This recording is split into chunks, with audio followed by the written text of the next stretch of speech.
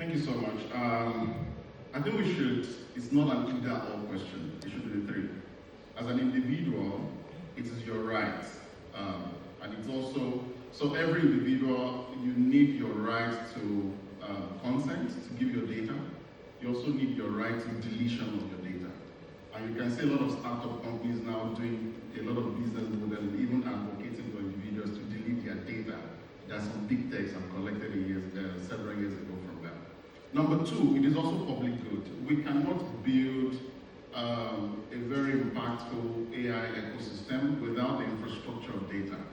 And as we are seated in this room, if you have done 3 degrees, you have collected the certificates. Many of us are sitting on important social data, sitting in your drive. You have done a master's, you've done a bachelor's.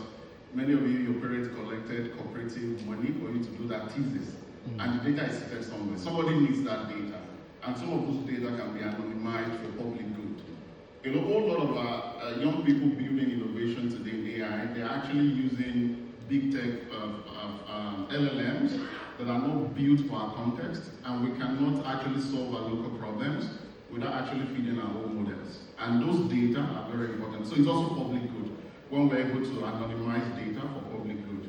For example, I've met a lot of startups that want to do a lot of work in using artificial intelligence to do at least 90% prediction of breast cancer for early detection. But you cannot do that work without longitudinal data collection of mammograms and the images that can be used to do the predictive analytics for that. And you cannot get that data anywhere until maybe there's an intentional work to collect those data. And those are data that can be used for public good, which are hospitals and a lot of international healthcare NGOs can help us facilitate, right? And number 3, it also it brings commercial opportunities. If we look at, when we say data is the new oil, the age of AI is what is making us understand it better now. Many African countries have lost the opportunity of doing great negotiation for their natural resources. If we discover oil in a particular country, you cannot go there to extract it without the community putting up a fight.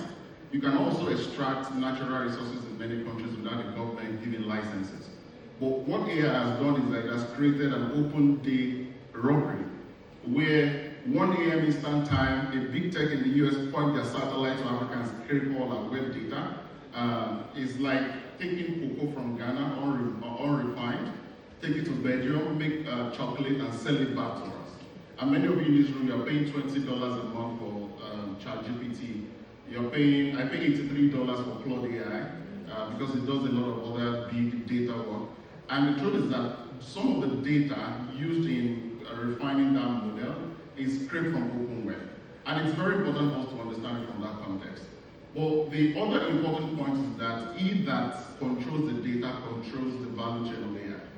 And it is very important that we understand that. We're a very technologically excited country, but sometimes we don't talk about the infrastructure that powers this technology that we're excited about. And when you look at the example of Sam Altman with 1.0,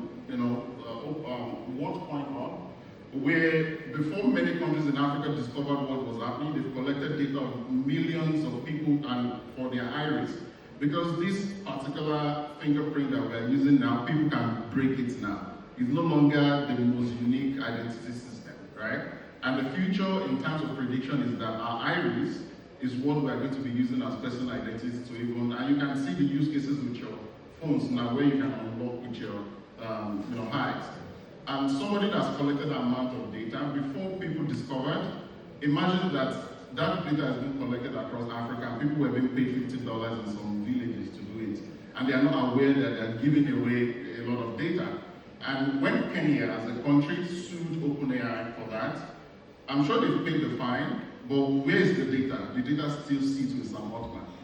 So in the next 10 years, when we want to innovate about the future of digital identity, Sam Altman is still going to sell the software to you, and they're making a lot of money from it. That tells you that he that controls data controls artificial intelligence generally. And lastly, there's a startup in the US, a lot of them actually, where women post the picture of their feet, where you sell your feet. Many of you in the room, maybe the Gen Z generation will know about this kind of business models.